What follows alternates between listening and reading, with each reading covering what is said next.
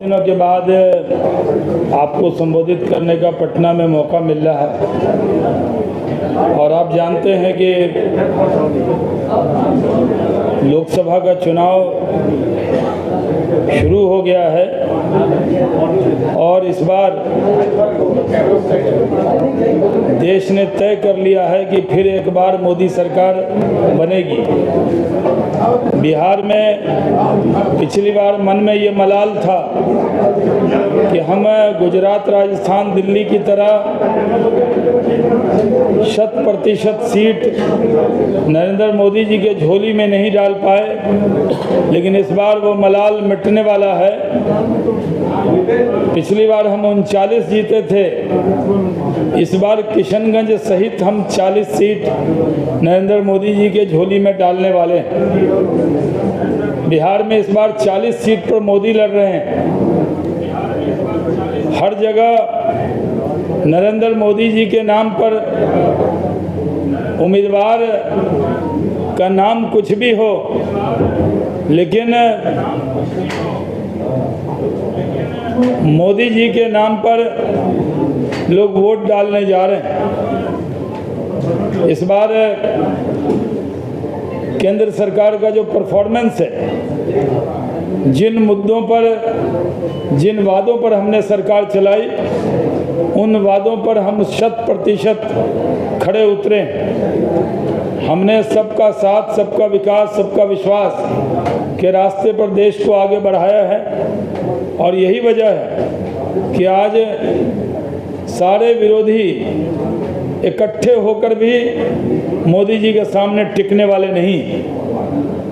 रामलीला मैदान में सब इकट्ठे हुए थे, वो वही रामलीला मैदान है जहां इंडिया अगेंस्ट करप्शन का नारा बुलंद किया गया था और आज अलायंस विथ करप्शन का नारा वहां से बुलंद हुआ।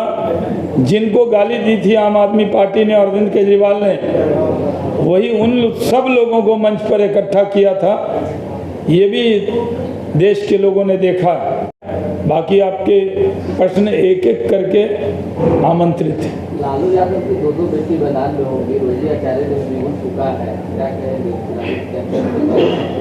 रोजी आचार्य आपसे चुनावी कैंपेन में, बहुत से उम्मीदवार चुनावी कैंपेन में आप व्यक्ति विशेष के लिए पूछ रहे हैं।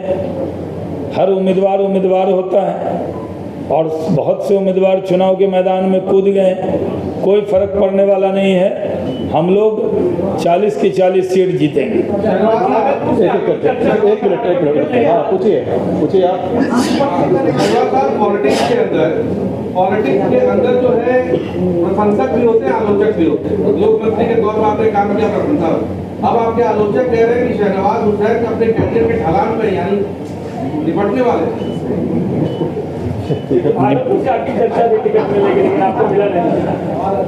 हाँ, सवाल तो अच्छा है। उम्र बढ़ रही है, आप लोगों की भी उम्र बढ़ रही है, लेकिन आपको देखने से कहीं से ढलान दिख रहा है?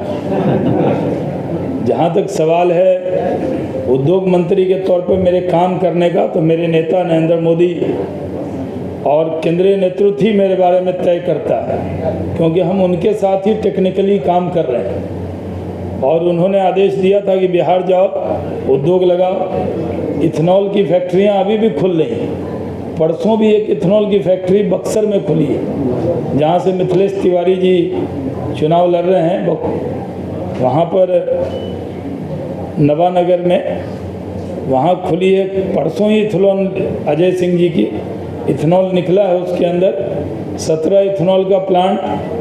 तो हमारे कार्यकाल में मेगा फूड पार्क, इथेनॉल की फैक्ट्रियां, जहां से चीन ईंटा के भट्ठे से धुआं निकलता था, हमने बड़ी बड़ी फैक्ट्रियां लगा दी।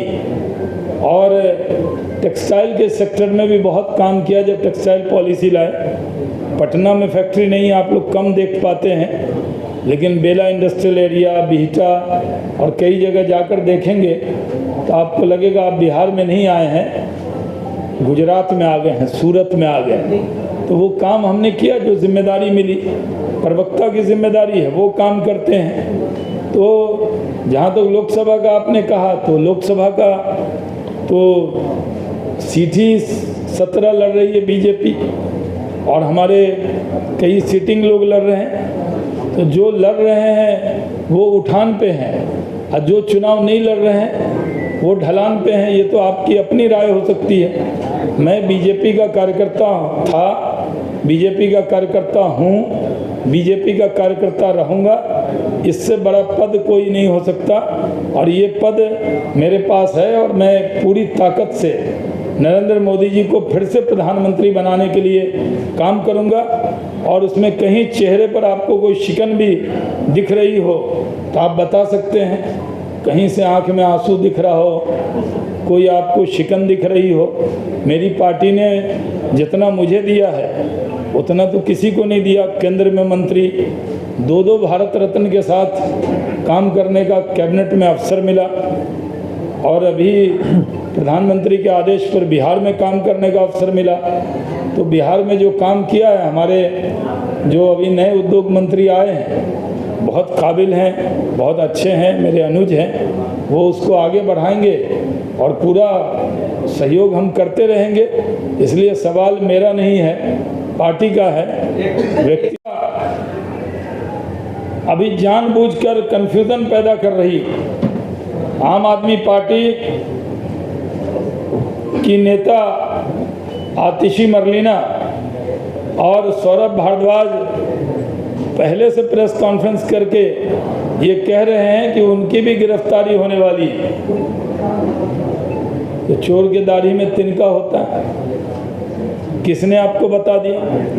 और ये कहना आतिशी का कि उनको अप्रोच किया जा रहा है, क्या वो बताएंगे कि कौन अप्रोच कर रहा है, किसने उनको अप्रोच किया, कौन व्यक्ति उनसे मिला है?